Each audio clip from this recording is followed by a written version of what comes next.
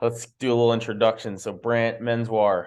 Brant is a former, maybe current rock star. Former, for sure, baseball player. If I remember correctly, you were a star pitcher with big league dreams until you hurt your arm or your shoulder. Brant is also an author, and I read his book about 2 years ago, and it is still in my top 5. So there's no recency bias there. It's a real thing. His book, Black Sheep, is available in both book form and audiobook. And if you get the audiobook, it also has music intertwined. So it's part of Brant's creative value. He is a speaker. When COVID happened, he put together an amazing virtual performance, but mostly you'll see him on stage.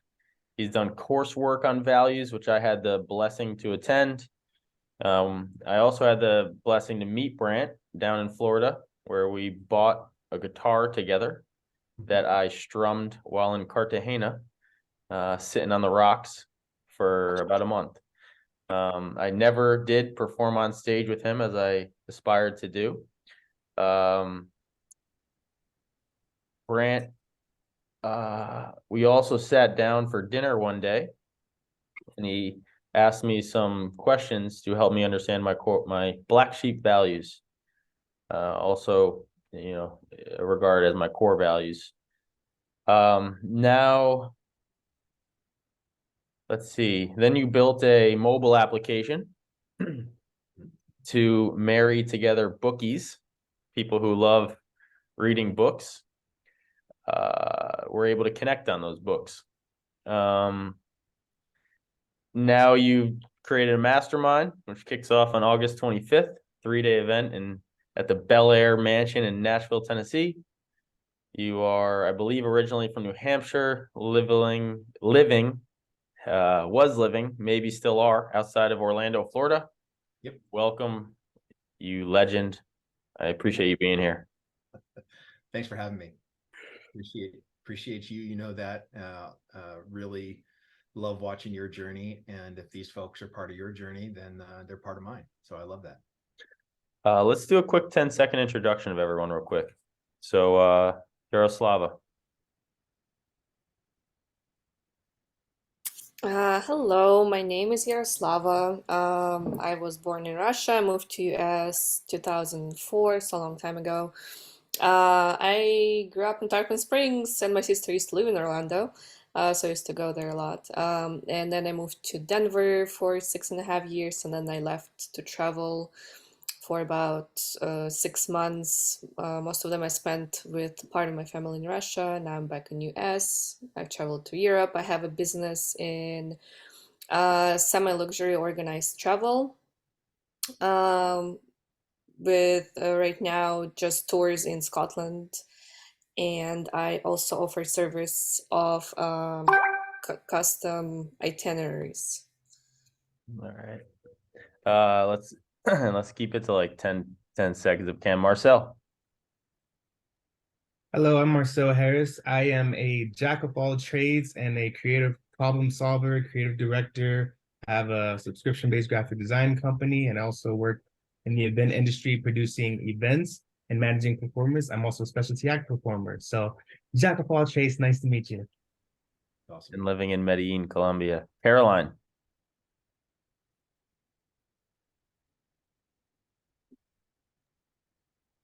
Hi, I'm Caroline. I live in Los Angeles and I am a full-time painter, and I'm looking forward to hearing more about you. Awesome. And originally from Alabama. Matt. Hi, Matt. It's a pleasure to be here. I met Ryan while traveling the world, software engineer, and just really excited for today's meeting and just to learn as much as I can. Thank you for being here. Awesome. And Katrina. Hi, my name is Katrina. I was born in Russia. I grew up in the United States. I went to high school and I got my bachelor, and then I've been working in the hospitality industry the whole life. I dedicated to hotel industry. Yeah. Nice to meet you. Nice to meet you. Katrina is also my partner. Ah, So let's get going. We know each other. Did I miss anything in our introduction? no, I sound very unfocused. I love it. Well, that's why I asked everyone to limit the introduction to 10 seconds because we all are. So quick question. Anyone get married from bookie call? What's the deal there? Any matches that transpired into relationships from books? Well, we started this. It's basically a dating app where we match people with compatible books instead of people. And so over the last year, we've matched 1 million people to different books that are out there. And so we are partnering with Ingram as going to be one of their offerings starting in the end of the year here, that authors can, or publishers anyways, can opt in to have their books promoted through the Bookie Call app, which is still the best, highest rated, most cost effective way to promote a book, period. And so, yeah, it's been it'll be 2 years in October.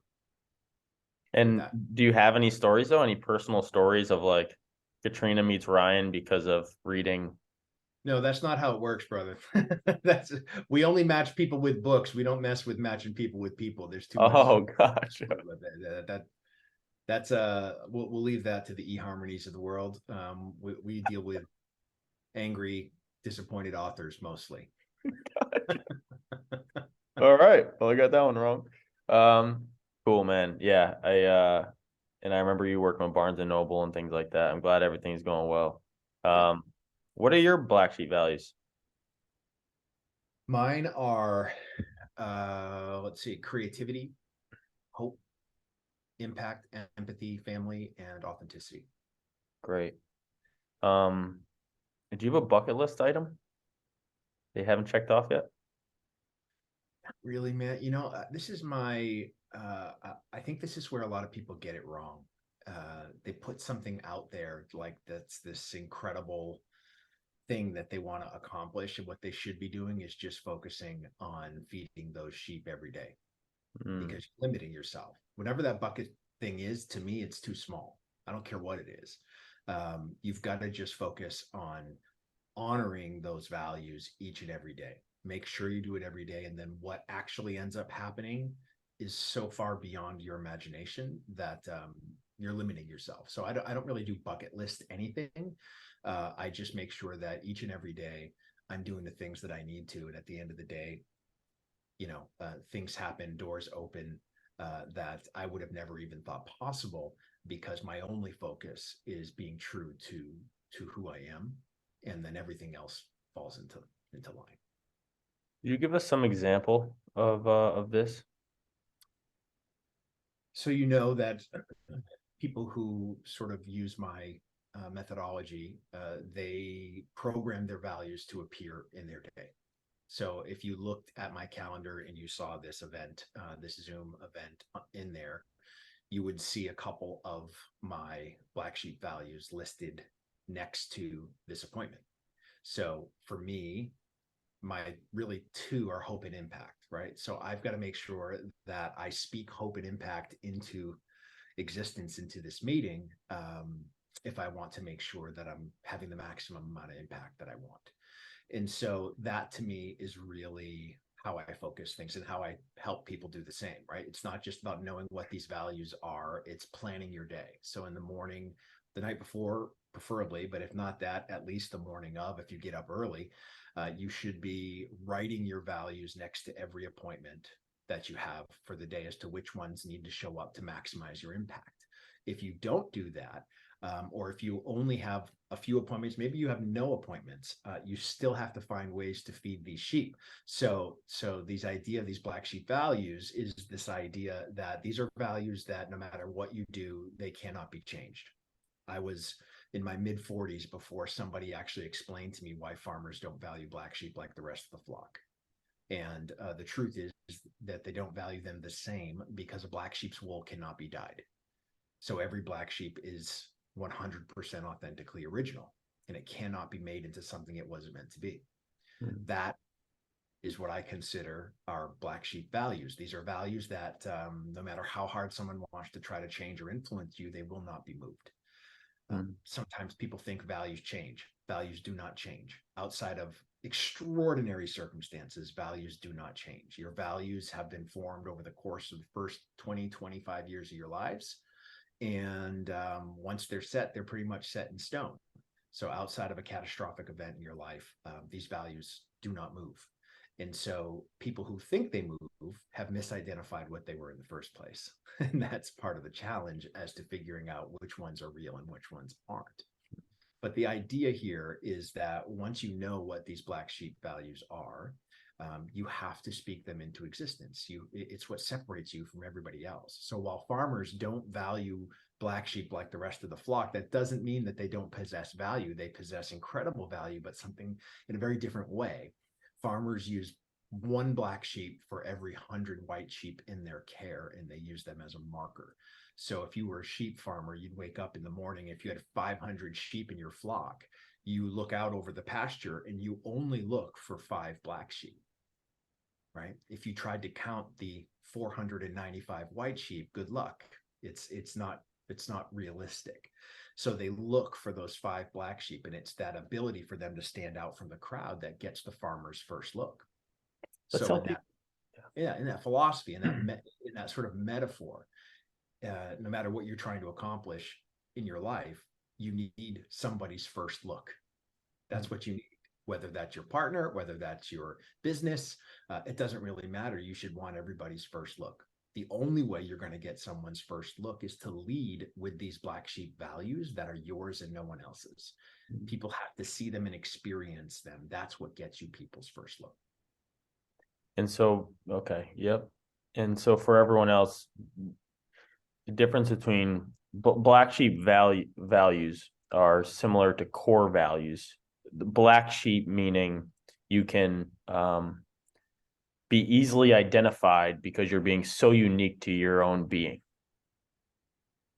Right? I mean, that's kind of what I just took from that. Let's just go right into impact. I mean, we've got 6 amazing people here, of which I've met throughout my travels around the world, and I hand selected to be in my mastermind. Unlike other masterminds out there, Brant, this wasn't something, I mean, I did post on LinkedIn and Instagram saying, hey, Brant Mensoir is going to be here. No one joined. That doesn't really work anyways. For me, these individuals were all hand selected because of their values as leaders, as people who are true to themselves, and people I respect. One of my mentors said, just put together people that you really believe in and respect, and you'll do some great things. So no one's even paid to be in this mastermind. It's just those few people I admire. So we've got 6 people in here. Can we do a live, kind of like what we did at dinner, where we just put someone through understanding their values? Sure. And work towards that impact? Who would want to do that? Who would want to talk about like their favorite movie and things like that with Brant to help them understand their value system a little bit?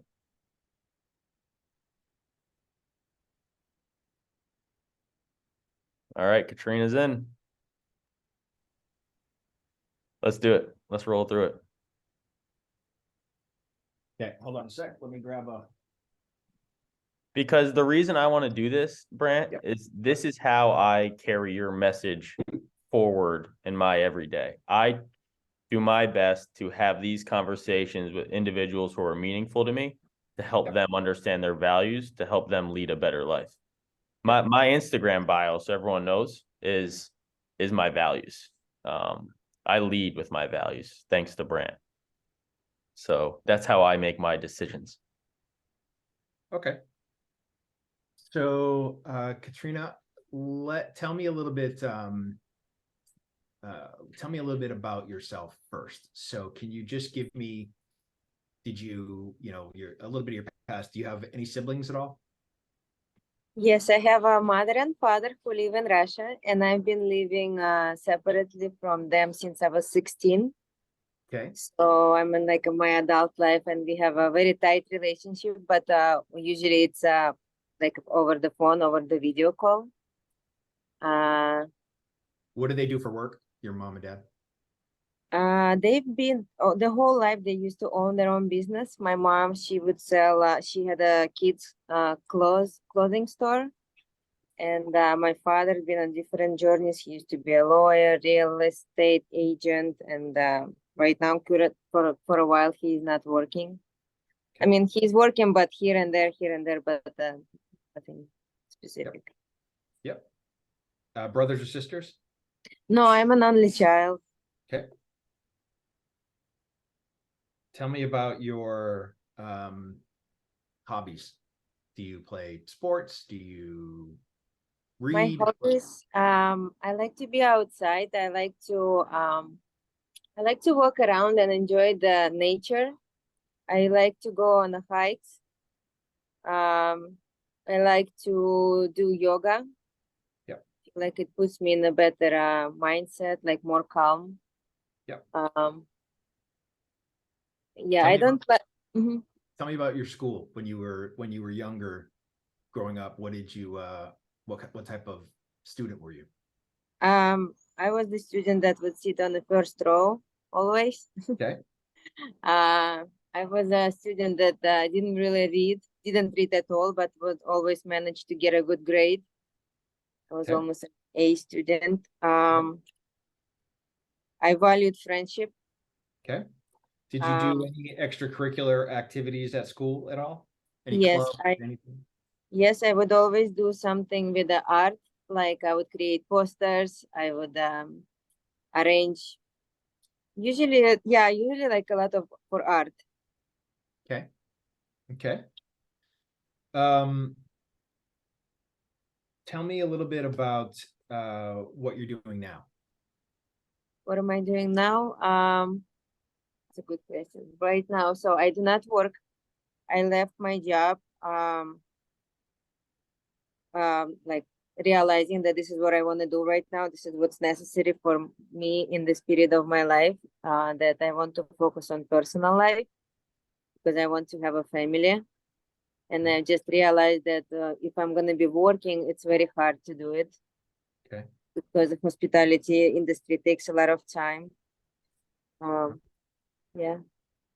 So what do you mean when you say I want to focus on my personal? And tell me if I'm being I'm going to ask some questions that you might not Yes. want to answer. Yes. So it's okay if you tell me go screw yourself. That's fine too. So just I'm going to ask questions, and if you're comfortable, answer. If not, what do you mean when you say I want to focus on my personal life? Because if I do something, I'm very like, if my father always taught me, if you're doing something, you either do it very good or you don't do it.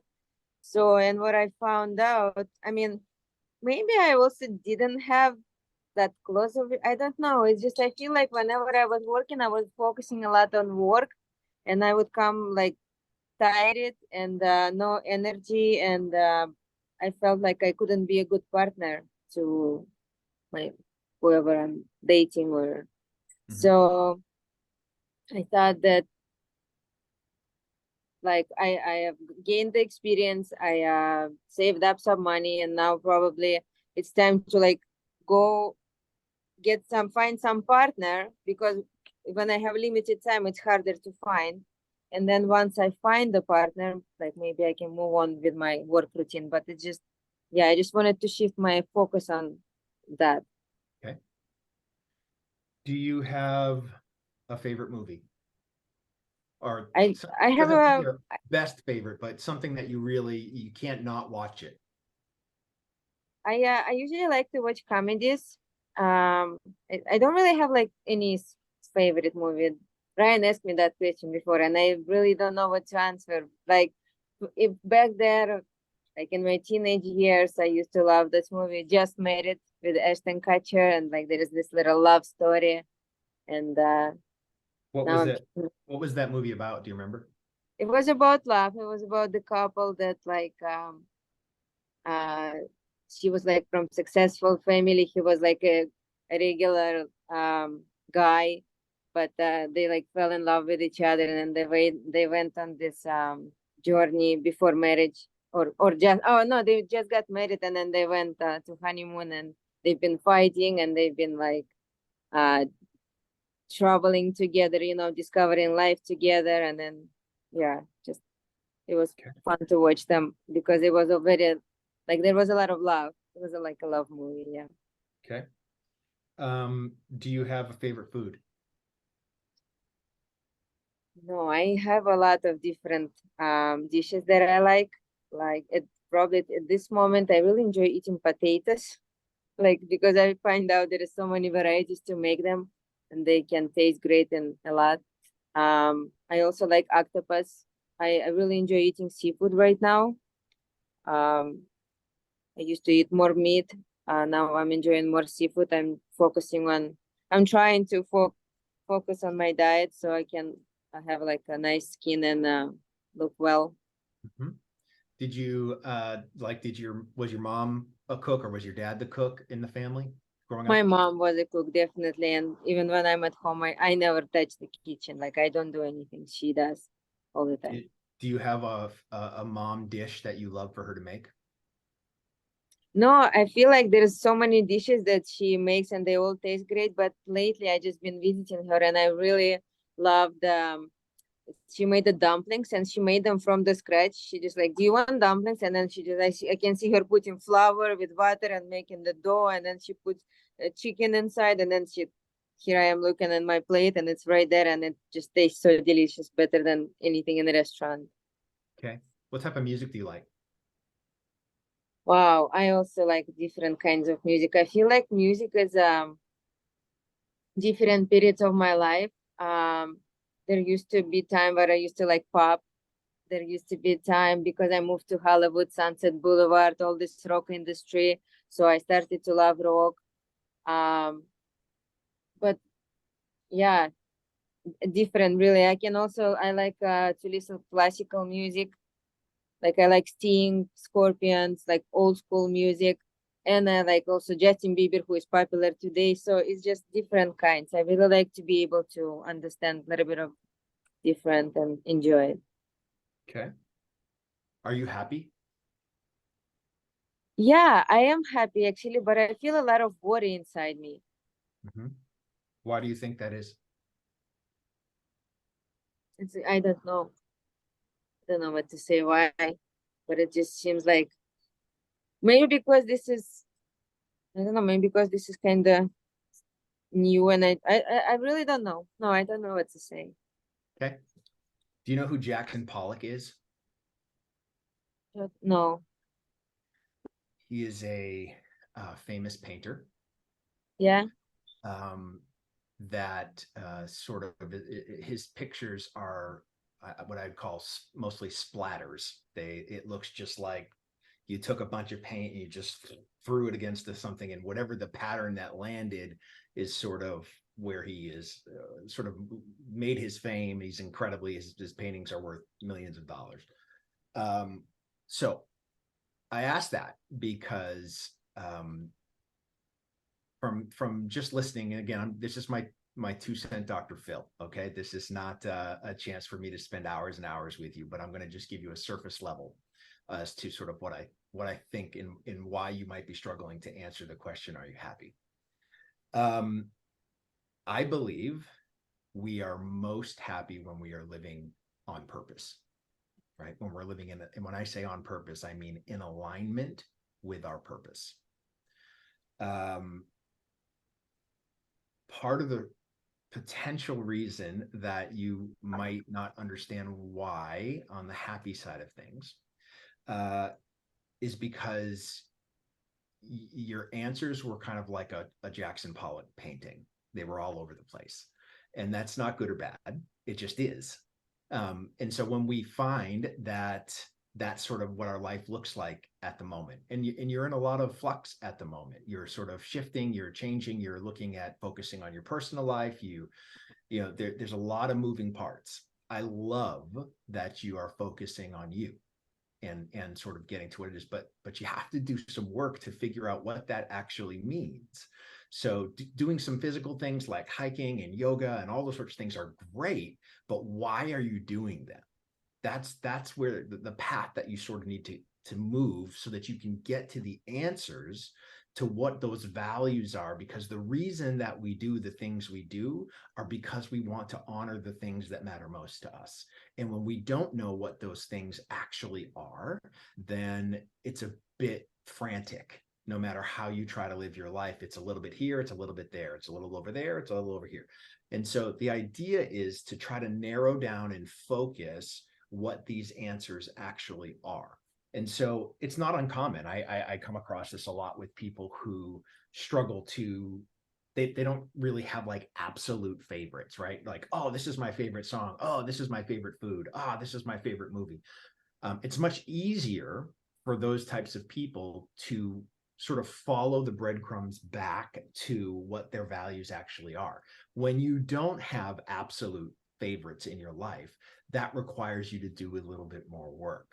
Doesn't mean that you can't get there. It just means that, when I look at and see that a lot of the answers that you gave me sort of shifted to the now, which I think is fantastic, right? So Ryan knows this, but even in the book, we talk a little bit about sort of past, present, and future, right?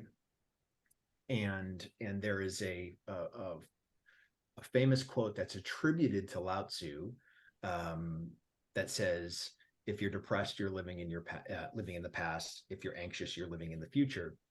If you're at peace, you're living in the present. Come to find out, Lao Tzu never said that at all. But whoever said that was brilliant, and I use that as a litmus test for my emotions. If you are feeling depressed about something, chances are it's because you are worrying about something in the past that has already happened and you can't do anything about it.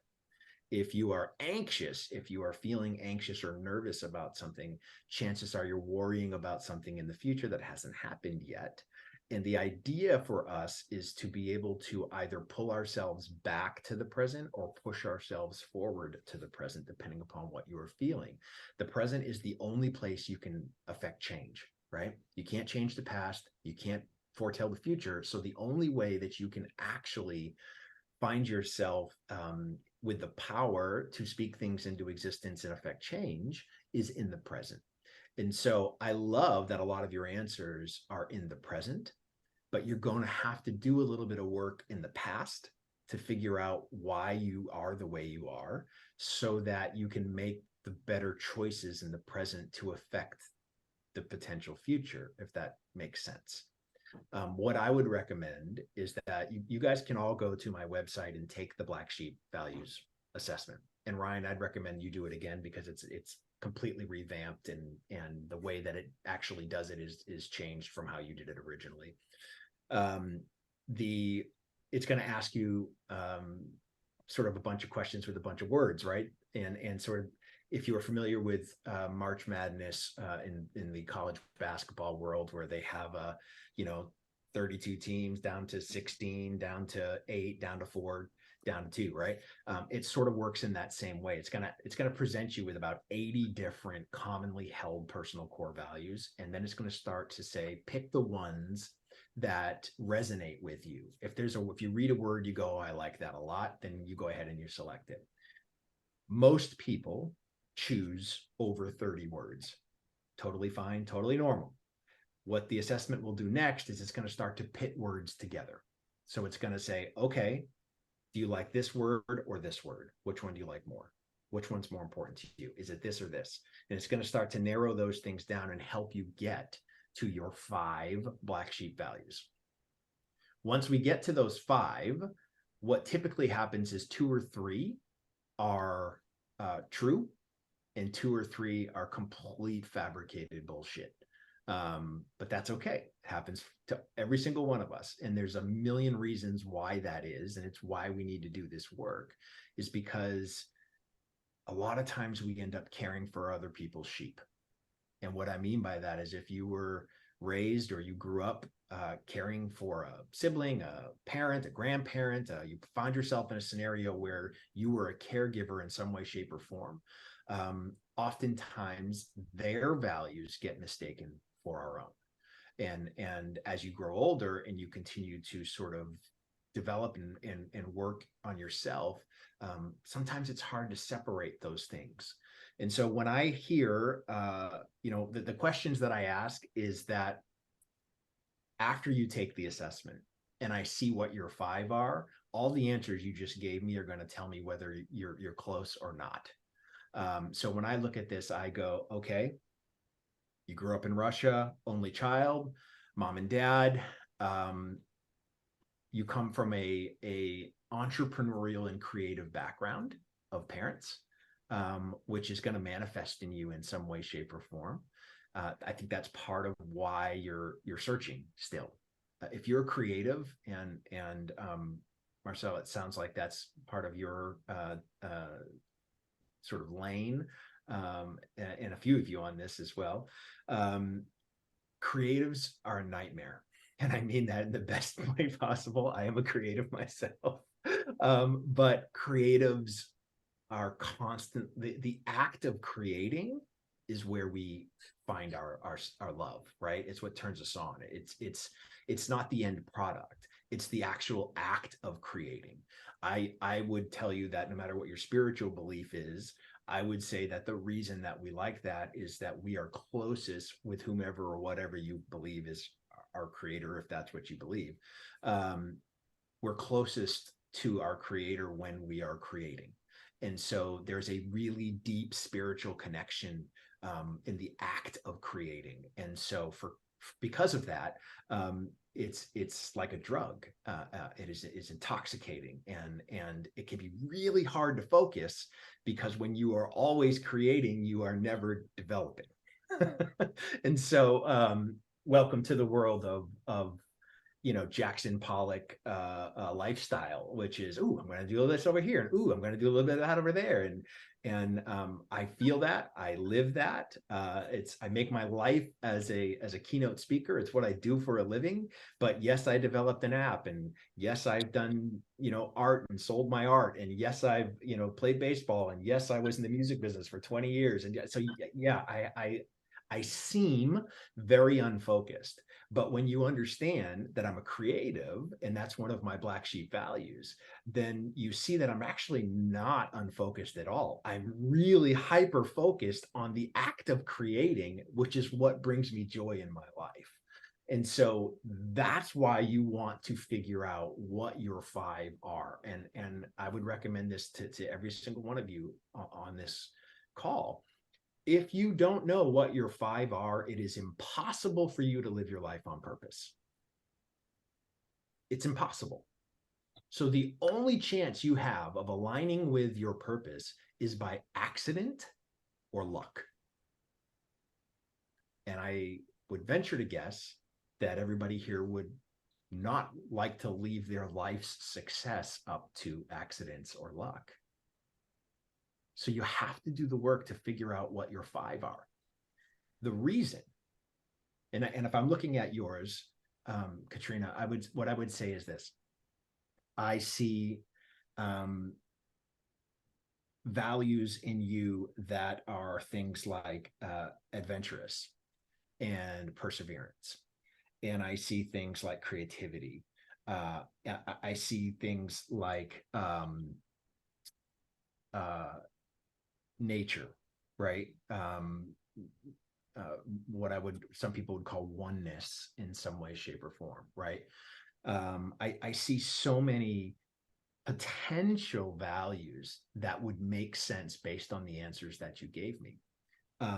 But it makes it really difficult to know what's real and what's not until you get that focus. And so that's why you want to do the work. The ultimate reason, and then I'll shut up for a minute and we can talk about something else if you like. The ultimate reason that you have to figure this out is that your values are where your purpose comes from. So if you ask me what my life's purpose is to creatively impact others by authentically providing hope.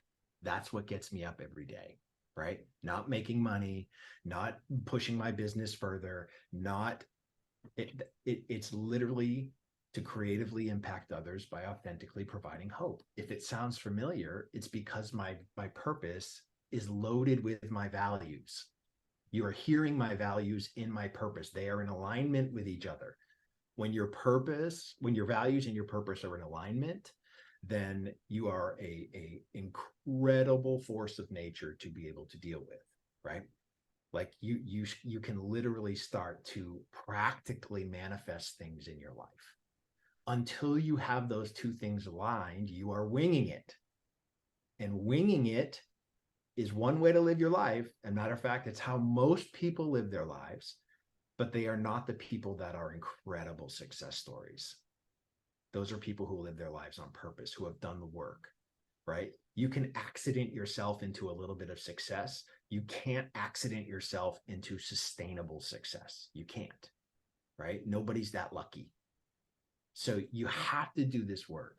So when I knew that my values were creativity, hope, impact, empathy, family, authenticity, I have to activate those things into my purpose. So I literally include them in my purpose statement to creatively impact others by authentically providing hope.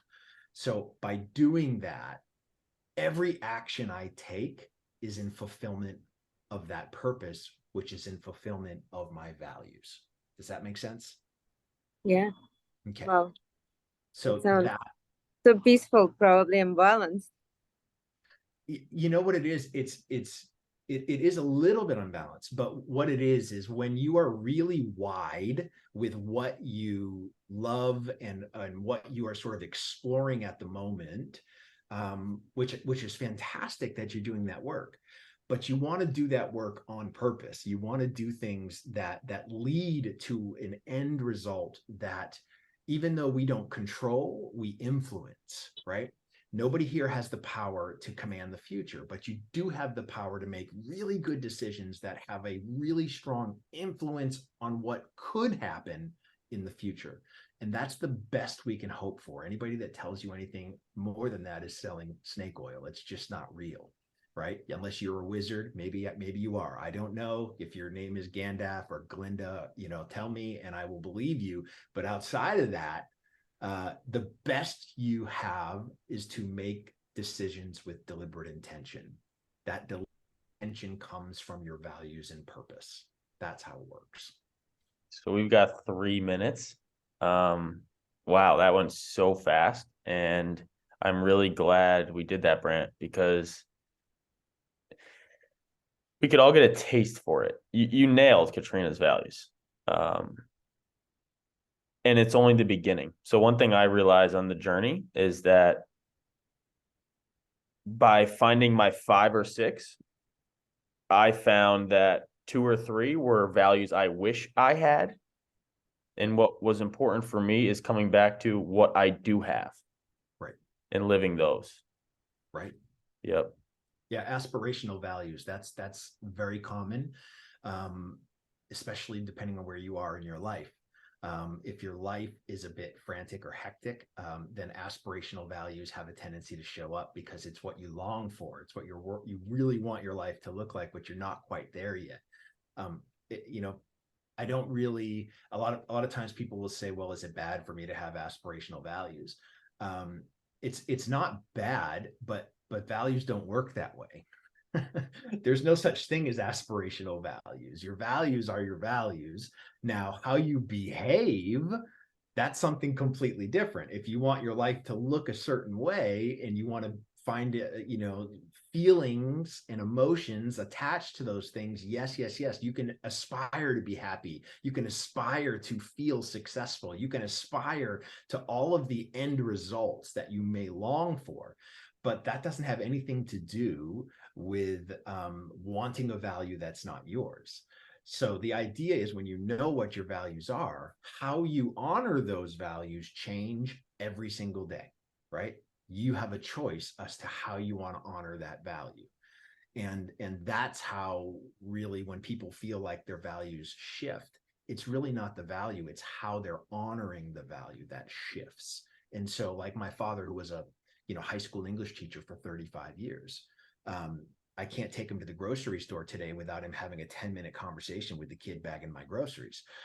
Right. And and he's just trying to live his value that he satisfied one way for 35 years, which was teaching these young kids. And so it doesn't make, it makes perfect sense for him to want to have a really extended conversation with an 18-year-old kid working at Publix bagging my groceries, because that's where he's most comfortable. But the idea and why people, when they retire, they become busier than they were when they were working, is because they are frantically trying to figure out how to honor the values that they honored in a very specific way for a very long period of time.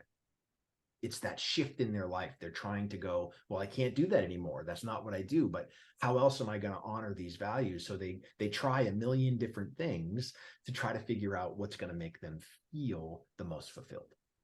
So, Brant, we're out of time. I teach this ever since we sat down. Obviously, I read your book. I had the blessing to go through your courses. If I didn't go through your courses, your book wouldn't have the impact that it had on me. If I didn't sit down with you, the courses wouldn't have had the impact that it had on me. So every step of the way, bro, I appreciate you being there for me. And now I teach this. So I'll have mentees come to me and say, Ryan, how do I make this decision? I'm in limbo. And I'll walk them through these questions to help them understand what's meaningful to them. Yep. And then they introduce me to their friends who are going through major decisions to help me help them influence what's meaningful to them. Just want you to know that, man, you have had a major impact on my life. And thank you for doing this work. I appreciate you. You know that. What I will offer to everybody here is this: if you want to go and take the assessment, go take the assessment. If you want to have a conversation with me about the results of your assessment, Ryan, just give him my email. Send me an email. I'm happy to schedule a time. We can sit down and just sort of talk through things with you. I don't do that, just so you guys know. I don't offer that up often because my life would be a friggin' train wreck if I did. But because there's a few of us, and by proxy with Ryan, anybody that he's working with, I'm happy to help. So if you want that, please just send me an email. We'll schedule a time, and I'll happily walk you through what you think are yours, and at least get you on the right path to start living your life on purpose. Thank you, brother. I was going to ask you how do we continue this work, and you just answered it for me. So how we wrap up every meeting, Brant, is we all give each other a virtual hug. Yeah. So let's give some love to each other. That's it. And I hope you're doing well. Just remember, everyone, that all it takes is one kind act to change someone's day and give them hope, like you say. Could be opening a door for somebody, could be saying hi to the cashier, the guy giving you coffee, could be going for a walk and smiling at someone who looks like they're down. It could be hosting a mastermind. It could be asking someone questions so they understand their values. And all those one singular acts have ripple effects. So remember that today and go off and make an impact, everyone, because that's who you are. Brant, thanks again, brother. Love you, brother. Thank you so much, Thank you all man. very much. Love you too, man. Talk to you soon. All right, take care. Thank you so much. You bet.